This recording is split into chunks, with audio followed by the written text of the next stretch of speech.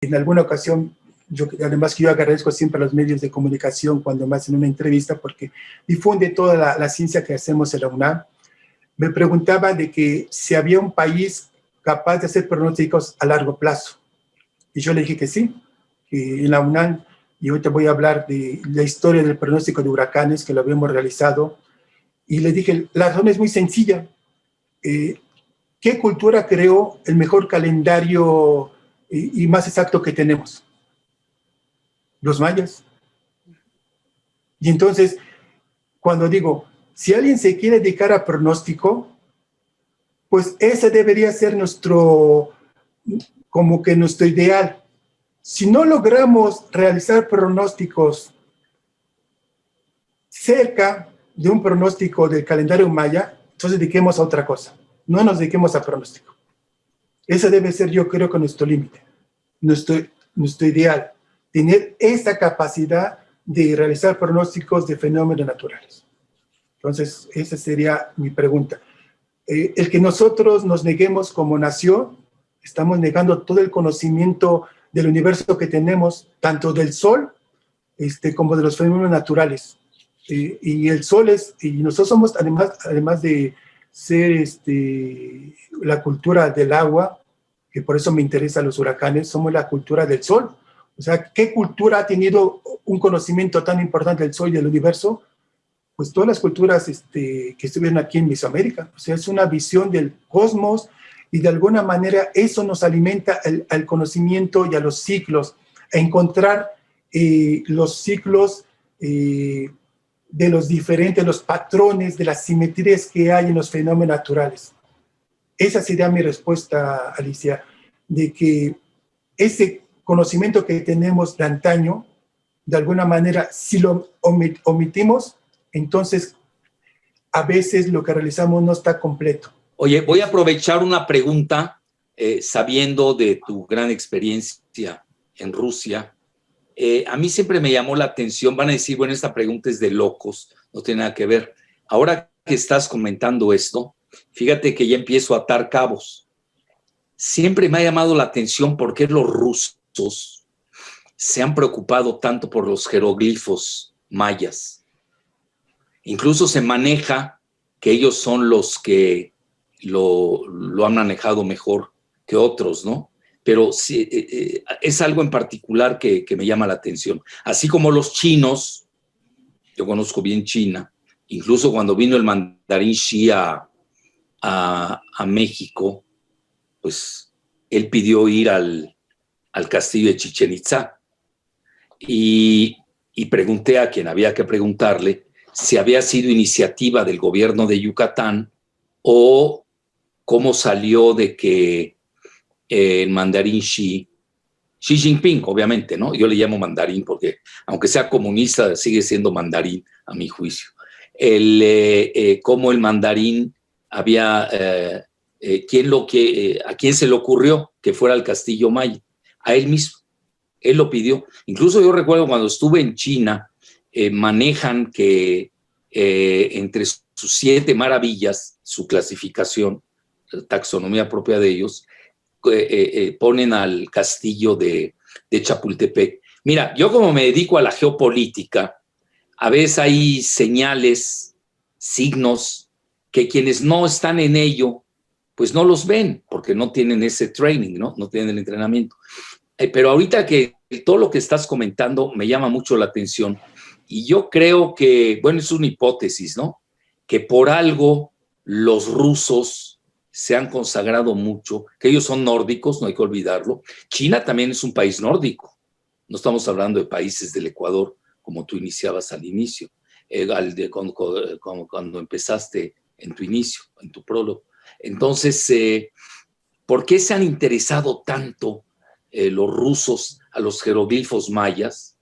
Parece que es la mejor lectura que se ha hecho hasta la fecha. Y también los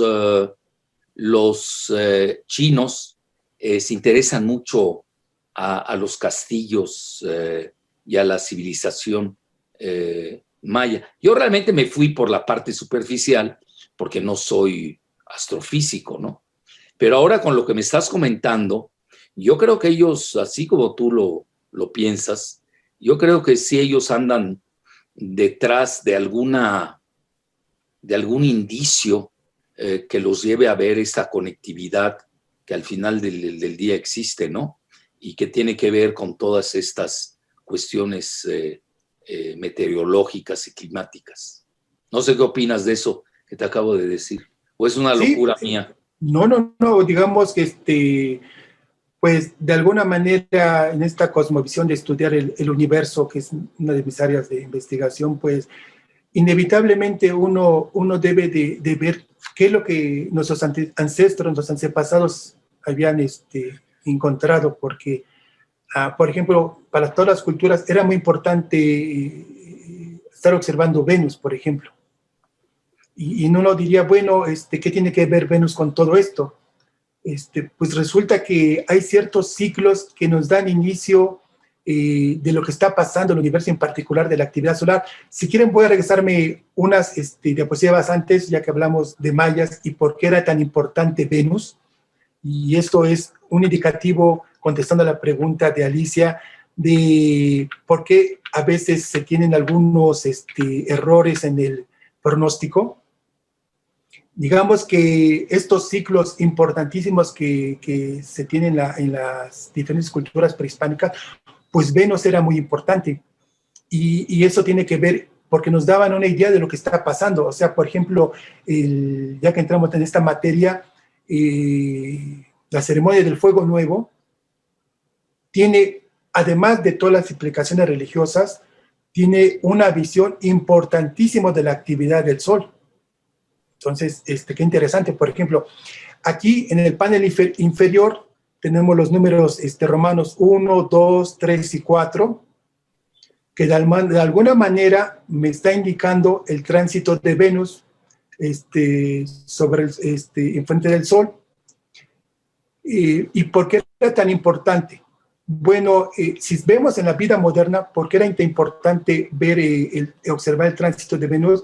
Porque me da un cálculo de la distancia del planeta Tierra al Sol, que es muy importante en cuestiones astronómicas, es muy importante para cuánta energía me está llegando del Sol. Pero además, una cosa muy interesante es, y esa es una hipótesis, una tesis mía, de que además el tránsito de Venus me indicaba el periodo en que yo tenía mucha energía del Sol, porque todas las barritas son positivas. Ahí es la conexión cósmica, porque además en el tiempo, pues siempre utilizamos las estrellas fijas en astronomía para tener una precisión en el tiempo y en el espacio. Así que si utilizaban la observación del tránsito de Venus, me indicaría cuándo tengo mucho periodo de alta actividad del Sol y poca. Y mire, en el tercero, que fue 2004 a 2012, la observación 2004 y 2012, es el periodo de alta actividad solar. Y entonces, el siguiente periodo va a ser después del 2050, cuando, de acuerdo a nuestro pronóstico, volveremos a tener mucha actividad del Sol. Entonces, este pronóstico de la NASA, que dice que el siguiente ciclo solar 25 va a ser muy alto, pues todo indica que las observaciones que estaban en México no es del todo correcta. ¿Y ahora qué tiene que ver el fuego, la ceremonia del fuego en México? Pues el último registro que se tiene fue en 1507, la última ceremonia de fuego nuevo.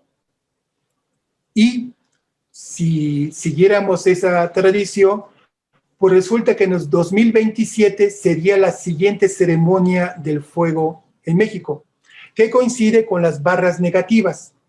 Entonces, indica que además ocurría cuando las Pléyades estaban en el cenit, en el cero de la estrella, o sea, un momento preciso de todos los parámetros orbitales. Es decir, el clima no solamente está dictado por las cuestiones antropogénicas, no solamente está dictado por la energía del Sol, sino todos los parámetros orbitales que tenemos en el sistema solar y en particular en nuestro planeta. Y una manera precisa de decir cuándo vamos a tener mucha o poca energía del Sol, pues los parámetros orbitales nos están indicando cuándo podríamos tenerlo. Y que nosotros hemos dicho que en 2030 sería el periodo en que tendríamos el menor déficit solar, y cuando comienzo nuevamente a estudiar esta parte, pues coincidentemente 2027 para los aztecas era cuando tendríamos otro mínimo solar. Entonces hay una conexión.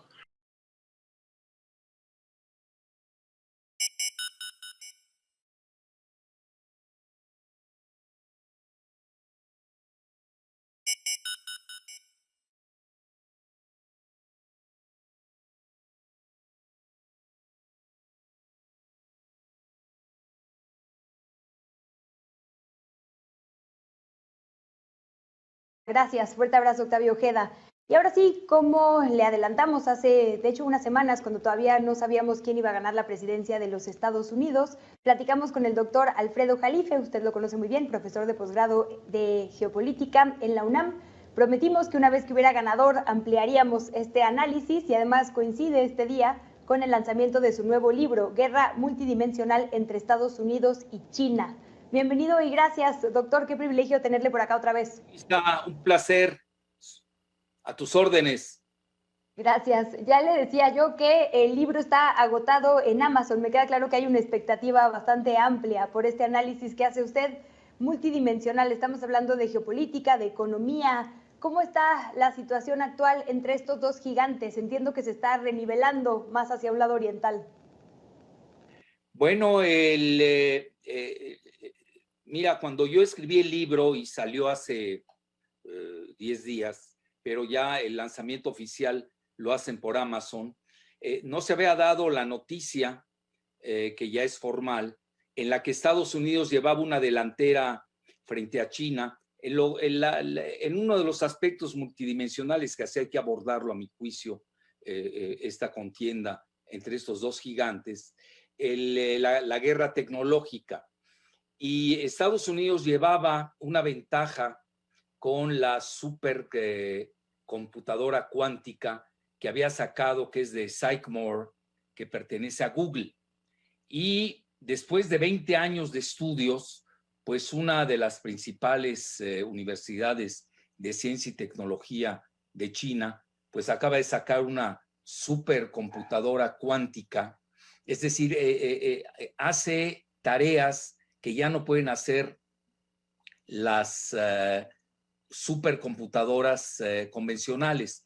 También hay que decir que es una supercomputadora, porque uno escucha una supercomputadora y cree que las computadoras que usamos, la laptop o la iPad, pues ya nada más se hace más grande y se han acabado. No, estamos hablando de centenas o miles de computadoras que cabrían en el Estadio Azteca, para dar un ejemplo, y de ahí realizan a una velocidad inimaginable tareas que pues nunca habría soñado el género humano. Bueno, ya China tiene la mejor supercomputadora cuántica, es importante usar esto, el término cuántico, pero también lleva ventaja en otros rubros como la 5G.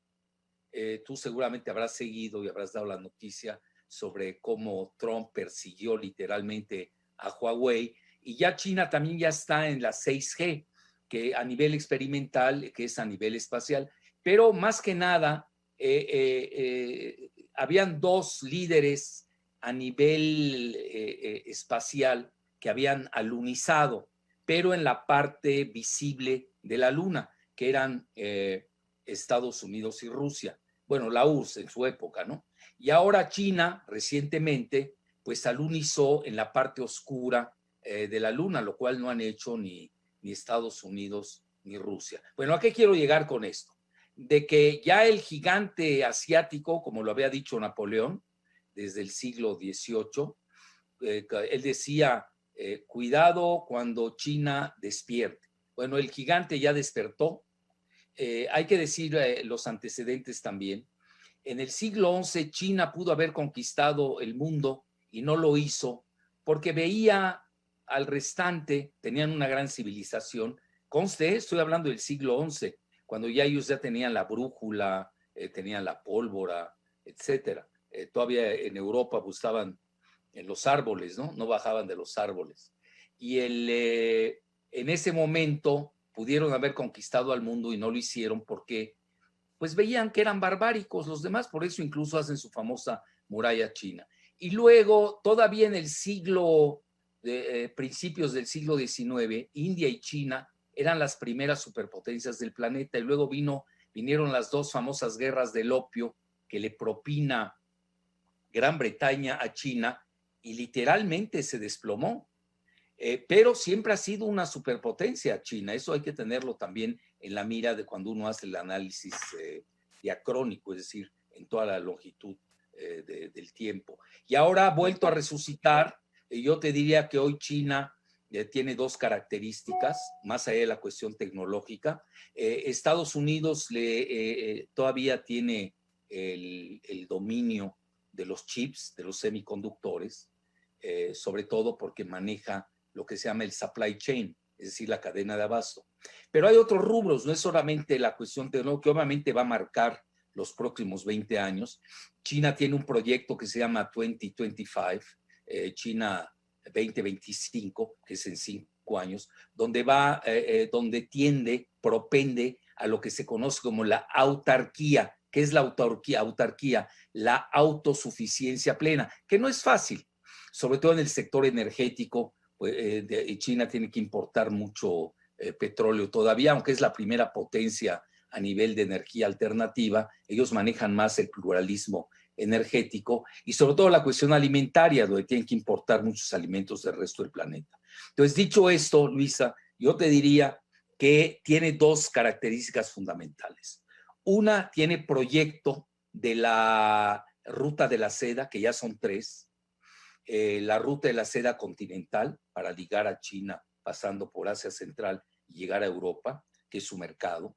Y luego tiene la ruta de la seda marítima, que pasa por el estrecho de Malaca y luego llega al Océano Índico para penetrar por la parte del Canal de Suez, el Mar Rojo, todo eso, hasta el sur de Europa. Y la más reciente, bueno, yo diría 2 más, fíjate lo que son las cosas. La tercera, la ruta de la seda del Ártico, porque ellos están contemplando que con el calentamiento global, pues va a haber pues el Ártico va a ser más fácil de navegar, y eso pues te reduce los tiempos logísticos de transporte. Y la cuarta, pues debido precisamente a esta guerra de las vacunas que se está dando, para no variar entre las 3 grandes potencias, que son China, Estados Unidos y Rusia, pues también tiene contemplada la ruta sanitaria de la seda, porque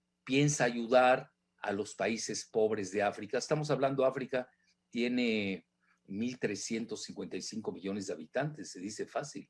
Y luego tenemos también toda la parte del Medio Oriente y de Asia Central. Entonces, y por último, yo te diría, acaban de lanzar el proyecto geoeconómico, que es el más grande del mundo. Poco de ello se habla en México, por desgracia, Luisa. Mira, si tú me preguntaras, ahorita lo comento, si tú me preguntaras cuál es la originalidad de tu libro, yo te lo contestaría, fíjate, hasta me adelanto a tu pensamiento.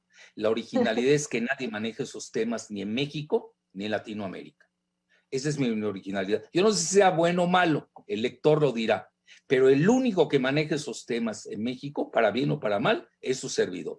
Entonces esta nueva agrupación geoeconómica de 15 países, que se llama en inglés, por sus siglas en inglés, es RCEP, que en inglés quiere decir Regional Comprehensive Economic Partnership, o Asociación Económica Integral Regional, es decir, y aquí hago un hincapié, el mundo se está desglobalizando, el mundo está yendo a regionalismos. Nosotros somos un ejemplo o prototipo de un regionalismo, que es el T-MEC, con México, Estados Unidos, Canadá.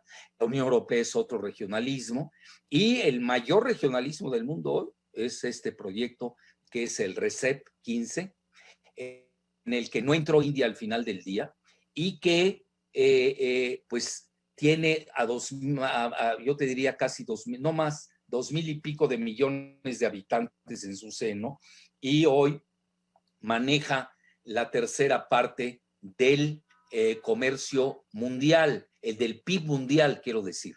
La tercera parte del PIB mundial va a estar en esta agrupación que se llama RCEP, y lo más interesante, que esa es una de mis aportaciones geoeconómicas en este caso, es de que ingresaron Japón y Sudcorea. Cuando tú mides realmente de este bloque que constituyen China y Japón y Sudcorea, pues estamos hablando que ya tienen un PIB mayor que el de Estados Unidos. Déjeme, doctor, ahorita que toca el tema económico, cerrar con una preguntita. Nos quedan 2 minutos, pero no me quiero quedar con la duda. Estoy segura que tendré más una vez que termine este libro. Por los modelos y las visiones de Estado que tienen estos dos ejes políticos que usted analiza y menciona en el libro, Estados Unidos, y ya mencionaba varios ejes, ¿no? El tema del 5G, la carrera espacial, etcétera, le está apostando un modelo en el que los privados a veces se comen al gobierno. En China eso no pasa, ¿no? En China el modelo estatal es mucho más fuerte que los privados, y el hecho de que este grupo que nos dice oriental se esté fortaleciendo también nos habla de que quizá esté ganando una visión económica y política de teoría. Sí, mira, tu pregunta es muy interesante, pero obviamente cuando China sea la vencedora, pues van a exultar de que el modelo del Partido Comunista Chino es mucho mejor que el estadounidense, que es un capitalismo depredador, individualista. Mira, yo creo que yo no compraría esa hipótesis, ¿eh? Yo hablaría más de que, porque en Estados Unidos también hay que reconocerlo, tiene un modelo que fue muy eficiente con Edison en el siglo XX, que tuvieron grandes inventores, pero también los países, Luisa, tienen su auge y su decadencia. Hoy Estados Unidos está pasando por una notable decadencia. Está en tela de juicio ya no solamente su modelo, sino está en tela de juicio Estados Unidos como país, donde estás viendo dos polos que están chocando tremendamente. Lo vimos ahora en la elección. Eso hace parte del inicio de tu programa. Tienes a California, que es que si fuera país sería la quinta potencia mundial, donde ahí está Silicon Valley, que es de ensueño, hay que reconocerlo. Todo lo que es GAFAM, que es Google, Amazon, Facebook, Apple y Microsoft. Digo, estás hablando, nada más Microsoft tiene 1.5 millones de dólares. México, su Producto Interno Bruto es de 1 millón de millones, porque en México no tenemos tecnología. Es una desgracia lo que estamos viviendo en México desde los tratados de Bucareli, que son de 1920. Entonces, China siempre ha tenido una gran inventiva. Tienen una facilidad. Mira, uno los ve menuditos, chaparritos. Yo conozco muy bien China. Dices, ¿cómo puede ser que estos inventen, hagan? Son geniales. Tienen una gran facilidad y además tienen un complejo de superioridad que los que no conocen China no lo van a entender. Mira, ellos se llaman, se traduce en inglés, The Middle Kingdom. ¿Qué quiere decir The Middle Kingdom? En francés lo traducen como l'Empire du Milieu, es decir, el imperio de medio. Ellos están entre la tierra y el cielo. Son lo que más se aproxima al cielo. Al revés, quienes tienen el complejo de superioridad son los chinos. ¿Verdad que los veas chaparritos y menuditos? Tienen un gran cerebro de inventiva. Por eso yo empecé con el siglo XI diciéndote que ellos pudieron haber conquistado el mundo desde ese siglo y no lo hicieron. Doctor, entonces yo no me iría a la dicotomía ideológica, yo me iría más a la inventiva. Son grandes inventores. Y hoy Estados Unidos está pasando por una época asiaga, de gran decadencia, que tienen que recuperarse. Ellos, acuérdense, cuando entra el Sputnik, que lo lanzan los soviéticos, se recuperaron con Kennedy y todo su proyecto espacial y de la NASA.